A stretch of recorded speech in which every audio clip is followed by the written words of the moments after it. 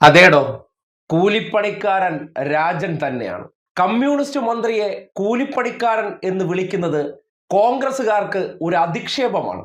കാര്യം ആ ജോലി ഈ നാട്ടിൽ ഒരു പ്രിവിലേജും ഇല്ലാത്ത, ഒരു തറവാട് സ്വത്തും ഇല്ലാത്ത, ജാതി മഹിമകളും ഇല്ലാത്ത കുറെ അലവലാദികൾ ചെയ്യുന്ന ജോലിയാണല്ലോ.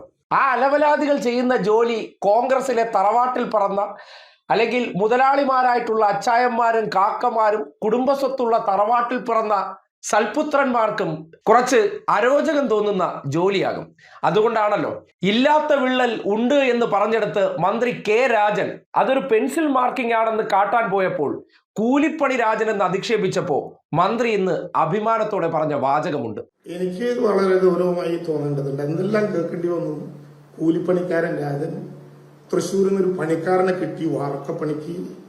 ഞാൻ തുറന്നു പറയട്ടെ, ഒരു കൂലിപ്പണിക്കാരൻ രാജൻ എന്ന വാക്ക് കേൾക്കുമ്പോൾ ഈ പാർട്ടി ഓഫീസിൽ നിന്ന് പറയാം, എനിക്ക് ആത്മാഭിമാനം വർദ്ധിക്കുന്നതല്ലാതെ ഒരു തരി പോലും അത് കുറഞ്ഞിട്ടില്ല.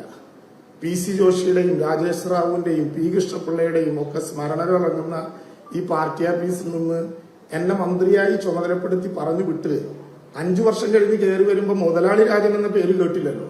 കൂലിപ്പണിക്കാരൻ രാജൻ എന്ന് പറയുന്നതിൽ ആത്മാഭിമാനമുള്ളയാളാണ് ഞാൻ എന്ന് ആവർത്തിച്ച് വികാരപരമായി തന്നെ പറയണം എന്നാണ് എനിക്കിഷ്ടം. കാരണം ഞാൻ പ്രതിനിധീകരിക്കുന്നത് ഒരു തൊഴിലാളി വർഗ പ്രസ്ഥാനത്തിന്റെ പ്രതിനിധിയാണ് എന്നുള്ളത് കൊണ്ട് ആ കൂലിപ്പണിക്കാരന്റെ ഹൃദയവികാരങ്ങളും വേദനകളും അറിയുന്ന തൊഴിലാളികളുടെയും കൂലിപ്പണിക്കാരുടെയും ഒക്കെ വേദനകൾ അറിയുന്ന ഒരു മണ്ണിൽ നിന്ന് വന്ന ഒരാളെന്ന നിലയിൽ ഞാൻ എന്റെ അഭിമാനകരമായിട്ടുള്ള ഒരു സമ്മാനമായി സുഹൃത്തുക്കളിൽ നിന്ന് അത് ഹൃദയപൂർവ്വം ഏറ്റുവാങ്ങുന്നു. പക്ഷെ ഒരു കാര്യം മനസ്സിലാക്കേണ്ടതുണ്ട്, എന്നെ നികൃഷ്ടനാക്കാനോ എന്നെ തള്ളിപ്പറയാനോ വേണ്ടിയാണല്ലോ കൂലിപ്പണിക്കാരന്റെ പേര് ഉപയോഗിച്ചത്.